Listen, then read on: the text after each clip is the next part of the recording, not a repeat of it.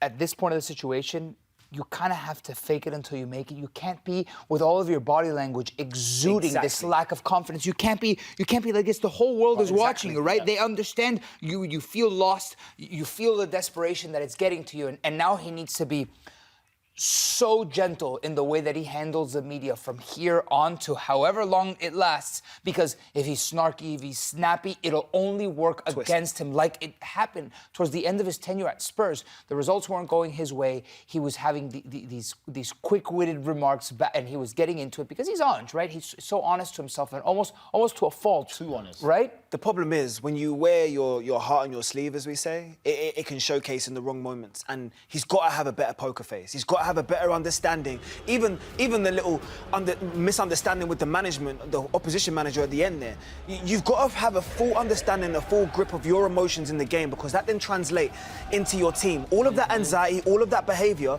creates nervous energy. Your fans pick up on that. Your players pick up on that. And it then replicates in the performances of what you're seeing. Nigel, I have a question for you. At what point, right, do the players start telling themselves, hey, what's this guy doing? Like, when the situation between you, the relationship that you had with your previous manager was going so well, this guy comes in, you can't figure out any way to win. At what point are the players going, what's going on with this guy? I still think it's too early. I don't think that the players will be in that situation at the moment yet. And then players are very aware of how the world of football works. They know that their contracts are longer. They'll be there for the long term more so than the manager. And it'll be the point of, well, we had something good going. We had a great formula. You got rid of the manager. You brought this guy in, and it's not working. So they'll still be comfortable in just trying to go out there and play the game, but they're doing everything that the manager says, because we're seeing a way more aggressive Forest side, lack of organisation defensively. Under Nuno, they were very hard to beat, hard to break down. That was their bread and butter. Didn't concede a lot of goals from set pieces and scored a lot of goals from set pieces, because that's what I said when we were watching the game. They're conceding goals from set pieces is one thing, but when they have set pieces themselves, they don't look like scoring. And they don't look like scoring is a worry, because they have very dangerous players who are capable of scoring in set pieces. Really big team, physical lads, but they don't look like scoring, which is a problem as well. So they're in that in-between no man's land on both sides of the fence when it comes to set pieces. That last line that Naz just said is exactly what it is. It looks like a team that's caught in between two styles. They don't know if they still want to inherit what was so successful under Nuno and utilise those tactics, those foundations, and they're trying to bring in terms of what Ange Ball wants to be, this high press, this counter press. Can we be on the front foot? Can we be aggressive at all points? And it's gone away from what the foundations they've laid for the last 18 months. But then I look at the ownership, and we spoke about this. You must have known that the different managers will have polar opposite styles. So how can you expect it to... The players look confused in terms of what am I supposed to do in certain situations? And then that's why you're translating into simple errors over and over again. Well, I think Marinakis hired Ange Postecoglou just because he won it last year with Tottenham. And this is what Marinakis wants. You spoke about it earlier. We know that he won the Europa League, Conference League with Olympiacos. He wants this. This is all he wants. He wants Nottingham Forest to win this competition, and that is it. Forget anything else. Forget just Premier League survival, we'll be happy with. But at the moment, when Ange Postecoglou doesn't have the players and the style, which are polar opposites, it's going to be a tall ask, really and truly. And I think that Nico makes a great point, because I always say about, look at players' body language, look at managers' body language. It tells you a lot of what's going on. That body language there by Ange is going to be all over the papers. That picture of when they conceded a goal and his hands on his head. It's the front page. You're the manager. You're the leader. Regardless of not, you have to keep a poker face. You can be angry and burning inside, but you can't let everyone else see it, because people jump onto that to say, you don't know what you're doing. This is a manager who has no idea what he's doing. Your body language plays a big part as a manager, and you cannot let everyone see or know deep down how you feel. Take it into the dressing room. Facts. You can say whatever you want to say to them in the dressing room, but don't let the public and the fans who are sitting there see how you're feeling. I've been privileged enough to be a sideline reporter for a number of years. So the things that I hear in terms of when a door is closed from a manager, I can hear it sometimes, in terms of what a manager is reflecting and telling his players and how they really feel, the raised voices. But it'll be completely different energy when they come onto the sideline and when they have the interview with you, because I understand and I recognise that's the poker face. What I saw from Ange there was someone who doesn't emotionally recognise what's happening here. He's losing his players because they're caught in between styles. There clearly is not a philosophy that they recognise and understanding. And you have high-pressure games. This was an important game for Forest tonight. For the history of their club, this was an important game, and you've left a lot of negative taste in those fans' mouths. Yeah, you speak about the players and probably what they're thinking. We have Chris Wood. This is what he had to say after the game today. Chris, perhaps not the result you wanted on a big night, a European return for Nottingham Forest. Yeah, definitely not the result we wanted, and probably not the performance we wanted either. But that's what we've got as players, pick up and go again, and raise our standard, because we don't want to let this opportunity slip us by. Were you surprised by the strength and power of Midtjylland and the aggressive way they came to play? No, we actually weren't surprised with it, because we knew that's what they were going to do. We looked at them during the week. We knew they were very aggressive set plays, and they showed it in the game, and we weren't strong enough. That's something we need to learn very quickly at and put that right for Sunday. Second half, you obviously dominated possession for long spells, but couldn't quite find that breakaway. That must have been frustrating. Look, yeah, of course it's frustrating when you don't get what you feel you deserve. It's all well and good having possession, but sometimes you have to create chances, and we did create chances. We were good, or much better second half, but also they got into a lead where they didn't have to do much, and they could sit back and absorb pressure, which makes it difficult for us. So we have to learn from that. That's what European football's about. There's going to be times where people will come here, sit back, and we have to try and break them down, and that's what we're going to do. What would be the mindset going forward for the next games? Look, yeah, attack it, do what we're doing, but raise it. That's the standard we want to live by. We want to do better than what we do week in, week out, and we want to do better than what we did last year, and we need to keep raising it. Thank you. Cheers. I quickly want to talk about, because Nico, you said, I wonder when it gets to a point when players start thinking, well, what's Ange doing here? But what about fans? Because you talk about how much of a big night this was at City Ground. I mean, the first European home match since 1996. How many days was it? Over 10,000? I wrote it down. 10,788 Yeah. days. It must be absolutely deflating for the fans. I mean, they were walking out before the 90-minute whistle. Consider that this was a team that was sitting near the top of the Premier League table and eventually got to a certain point where maybe Champions League wasn't a direct aspiration, but you're playing European football again. You're bringing and elevating the club back to where it once used to be. A manager that had an idea of where this club was going, and then there's a fallout. You bring Ange Postecoglou, and it's a chicken with its head cut off. It's aimless, right?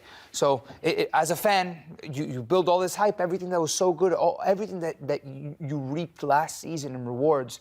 It just feels like almost like for nothing for the season. For this season to be like this, it must be very difficult to swallow. And I also think when you start really listening to the words of what Chris was talking about, when he starts reflecting on what we did last season, he knows full well that's not the same manager. So he knows it's not the same philosophy. But he also knows the principles that were created last year are clearly grounds for success. And he's thinking, without saying it, well, why have we moved away from the things that work so well? Because Nico just said it. They were really flirting with a Champions League position for a long part of last year. They were pushing new grounds for this team. And the squad that much, I know there's certain players that have left in terms of Elanga, but you've got quality replacements like Ndoye who scored tonight. There's no real excuses for the drop-off of this drastic.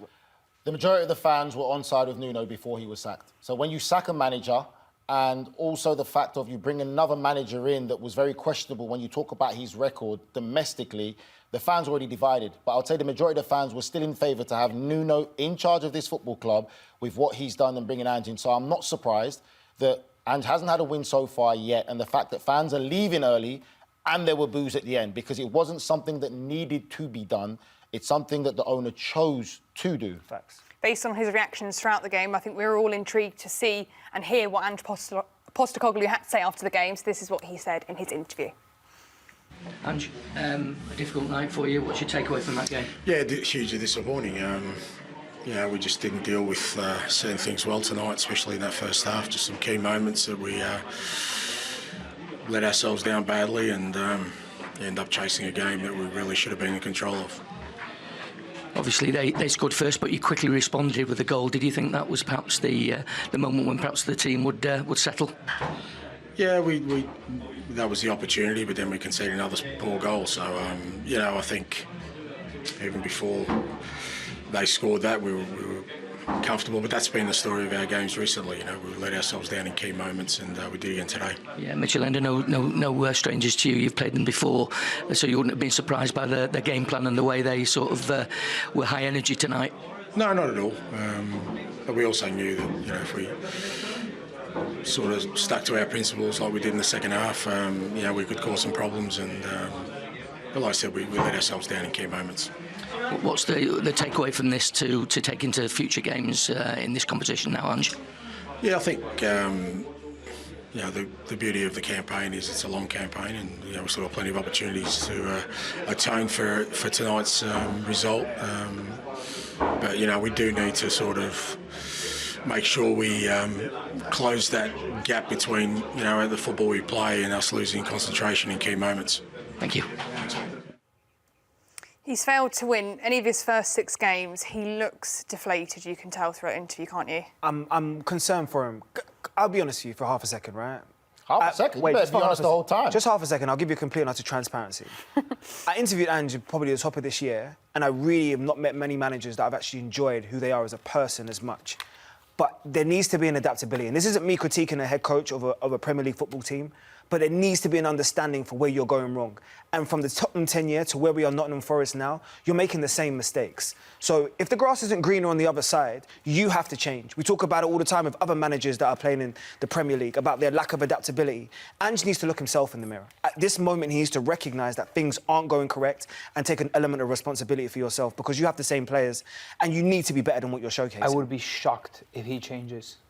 He has to. Because Nico, he has to. He died on that hill at Spurs. Yeah, but winning a trophy, but he literally, if you like the expression, are you going to die on that hill? Well, yes, he died and he got sacked on that hill. And my gut feeling, if I had to guess right now, is Ange going to change or not? My answer would be no. If I had to choose one, I hope he does. Change, because also, the problem he has is, Marinakis said, I'm bringing a new manager because I want to change the style of football. I want to play more attacking football. I want to watch more attacking football. So how can he change now to do Nuno's style of football, which is defensive, counter-attacking, which Forest have the players for, when the owners come out and said publicly, I want more attacking football, I want to play this way. So he brought Ange in for that. He's not going to change. He says in the second half that he felt that they did better at key moments. They conceded a goal through a simple counter-attack, which we saw numerous times happen when he was at Tottenham. So I just don't understand it. For me, he already does look like, what have I walked into? Like, he looks like he already has a mountain to climb with this Forest team. I think it's also gone completely under the radar that they spent 237 million euros in the transfer window, and they're not playing well. They're unable to find a win. They're stuck. They're lost. And they have a certain obligation to compete in this Europa League, right? They spent all this money. They hired a new manager to do their thing with Ange. To win it. And, right. It's shocking.